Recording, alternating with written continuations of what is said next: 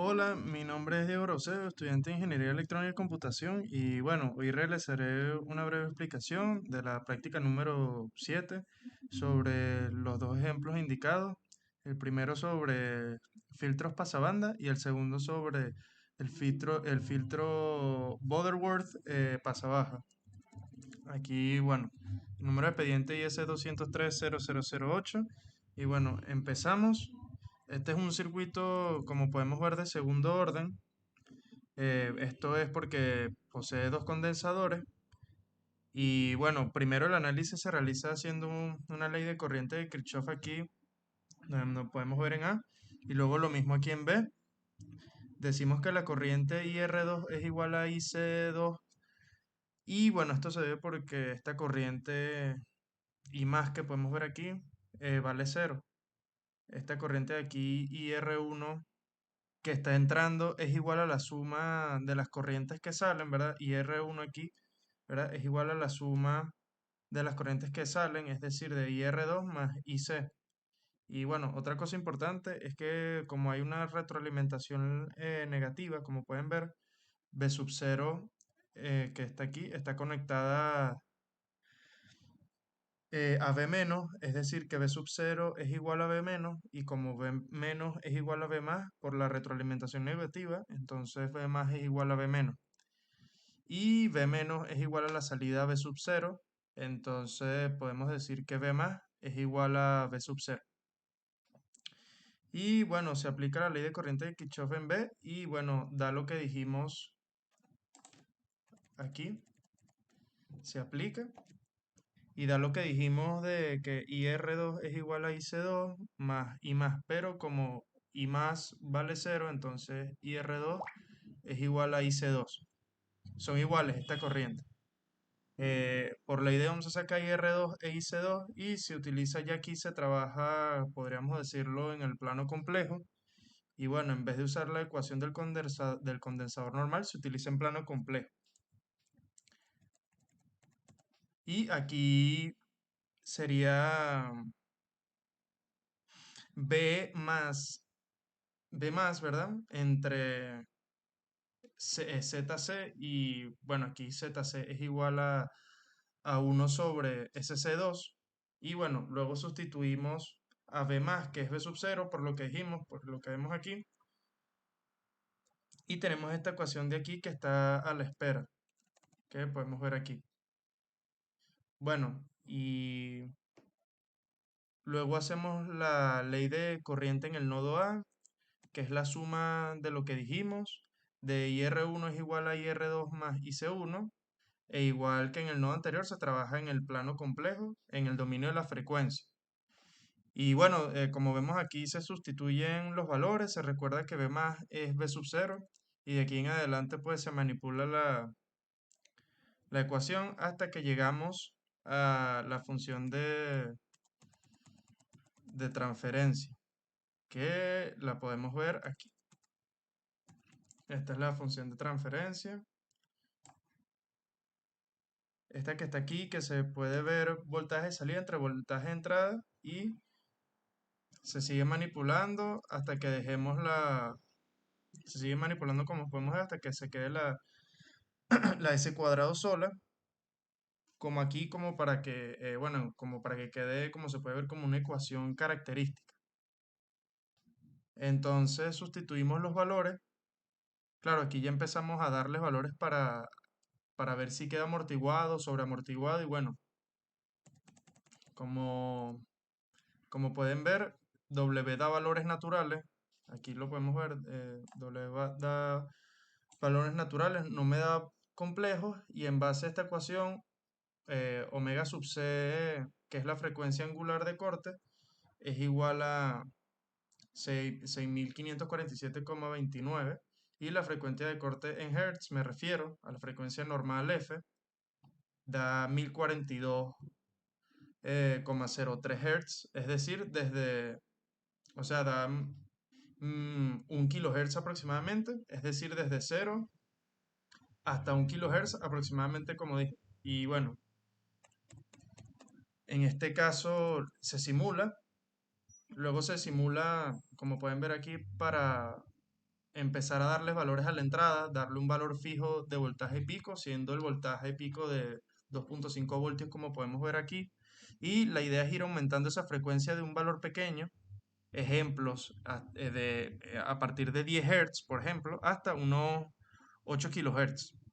Y bueno, como podemos ver aquí en la tabla, empezamos a partir de 10 Hz y terminamos en 8 kHz o 8000 Hz. Y bueno, se van midiendo perdón, los voltajes pico de salida y podemos ver que poco a poco, o sea, van dando más o menos igual. Es el mismo el valor hasta que llegamos como hasta 500, 550, ¿verdad? Hasta 400, 450, 500, 550 y empezamos a ver y ahí empieza a variar y a bajar. Y desde los 500, ¿verdad? Hasta los 1000 ya empieza una caída grande, pero ya podemos asumir más o menos como pueden ver después de los 2200 Hz para adelante, ahí empieza a decaer, podríamos decir inclusive como en caída libre, y ya prácticamente después de los 2000 pues ya no hay nada que hacer, es exageradamente bajo el valor comparado con el cual arrancamos y ya la señal casi no se ve nada, o sea, no se ve nada en la salida. Y bueno, eso precisamente de eso se trata porque es un filtro, o sea, va a dejar pasar frecuencias desde cero hasta unos 1040 Hz y como vimos, 1042 Hz y aproximadamente. Y bueno, después de ese valor en adelante empieza la pérdida y caída libre. Prácticamente el circuito lo eliminaría. Y bueno, además todos estos filtros dependen del orden de sus condensadores. Y bueno, como este es de segundo orden, tiene una selectividad decente. Pero, por ejemplo, si fuese de, digamos, cuarto orden o del sexto orden, sería más complejo su diseño, pero es más selectivo a lo mejor uno del cuarto orden, capaz ya a los 1000 Hz aquí en la tabla, como vemos, en vez de caer a 1040, a 1.45, como vemos aquí en 1000, en 1110, en 1200, ¿verdad? En vez de caer a 1045, caería a 0,45 porque es más selectivo, pero su diseño tiene una mayor complejidad, como decía anteriormente. De todas formas, esto lo veremos también en el segundo ejemplo y bueno, ahí se lo mostraré. Ahora vamos con la gráfica. Aquí está. Esta gráfica, como pueden ver, se encuentra aquí, como pueden ver, con la W en radianes o frecuencia angular, y bueno, como lo quieren decir, y la frecuencia de corte angular es de 6547 radianes por segundo. En Hertz daría lo mismo que vimos anteriormente, 1040 y pico, 1042 y pico Hertz. Como podemos apreciar, ¿verdad? Aquí en la gráfica, a medida que aumenta la frecuencia angular, va decreciendo cada vez más y más y más la salida, poco a poco se va haciendo a cero. Y aquí podemos ver que en Hertz, aquí están los valores, menos 2,85 decibeles y menos 3,61 decibeles, en Hertz daría 1000 Hertz en menos 2,85 y en menos 3,61 decibeles da 1100 Hertz. Entonces la frecuencia de corte en Hertz se encuentra entre estos dos valores, en estos valores, que es cuando baja menos 3 decibeles. Y bueno, como ya vimos la frecuencia de corte, es precisamente, se encuentra entre estos dos valores, en 1040 y pico Hertz. Así que se encuentra dentro del rango y se encuentra correctamente, aproximadamente, específicamente en 1042, y pico Hertz. Así que se encuentra en el rango establecido. Ahora vamos como podemos ver aquí con el diseño, o sea, con el ejemplo número 2 con el diseño Butterworth, el Butterworth pasa baja. Bueno, viendo ambos diseños, veo que la idea sería comparar, ¿no? Ya que el anterior es de segundo orden y este vamos a ver que sería de séptimo orden. Entonces, en este caso, vemos los datos que me dan aquí. Aquí los podemos ver. Están de primeritos estos cuatro datos y bueno, necesitamos calcular este parámetro de aquí, ¿verdad? La n sub b. Y para calcularlo, este es igual a la cantidad de posibles condensadores que vamos a utilizar en este diseño. En este caso se tiene que calcular E sub 2 y E sub 1 porque las frecuencias nos las dieron aquí arriba como podemos ver y nos faltaría E2 y es E sub 1. Entonces cuando concedimos, cuando, perdón, entonces cuando ya conseguimos N sub B, aquí lo podemos ver, nos da como resultado 6,64. Es decir, como dije anteriormente, este séptimo orden debemos utilizar 7 condensadores. Siendo así, como ya dije, de séptimo orden. Y bueno, con la ayuda de esta tabla que podemos ver aquí, conseguimos los valores de los condensadores a usar. En este caso, más abajo, podemos ver que la frecuencia de corte aquí es de 500 Hz. Entonces la otra frecuencia que nos dieron, que se da cuando cae 3 decibeles, ¿verdad? Y la tabla, que está aquí arriba, sacamos los valores de los condensadores que podemos ver aquí. Y bueno, se asume la resistencia, que en este caso es de 1K. Y bueno, el condensador va a ser, como podemos ver aquí el resultado, de 3,31 microfaradios. Bueno, este parámetro, el factor multiplicador, o sea, el condensador básico, o sea, es el condensador básico porque los otros salen de acuerdo a las ecuaciones. Ejemplo, este C, que podemos ver aquí, es el que calculamos en el factor de escalamiento, que vemos aquí.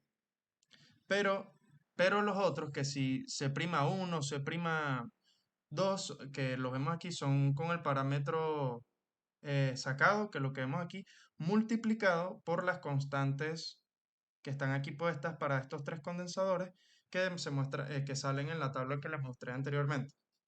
Y bueno, con esto ya calculamos los condensadores y resistencias y procedemos a armar y diseñar. Primero se realiza y se diseña uno de tercer orden, que podemos ver aquí, esta sería la primera etapa. Luego este, que sería de segundo orden, y otro más de segundo orden, aquí, y da como resultado el filtro completo, que como dije, sería de séptimo orden. Y bueno, aquí como repito, como en el primer ejemplo, mientras el filtro sea de mayor orden, como vemos aquí, es mucho más selectivo, es decir, es mucho mejor filtro, pero su composición, como visualizamos, es más compleja. Y bueno, como vemos, todos son filtros pasabajo. Y bueno, aquí podemos ver para frecuencias hasta 500 Hz, la salida es más o menos la misma.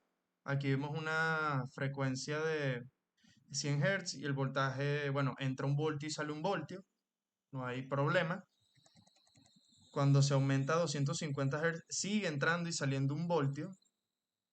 Se aumenta un poco más a 400 Hz y aquí empieza un poquito la caída, tampoco tanto, pero sí se empieza a notar. 975 Hz y con 500 Hz ya se encuentra en la frecuencia de corte y vemos que da una baja bastante, pero ya a partir, ya después de más de los 500 Hz, veremos cómo empieza a bajar. Con 750 vemos que ya la bajada ya es prácticamente como en el anterior ejemplo, una caída libre de 52,50 milivoltios. Y bueno, ya con un kilohertz decae hasta los 7,13 milivoltios.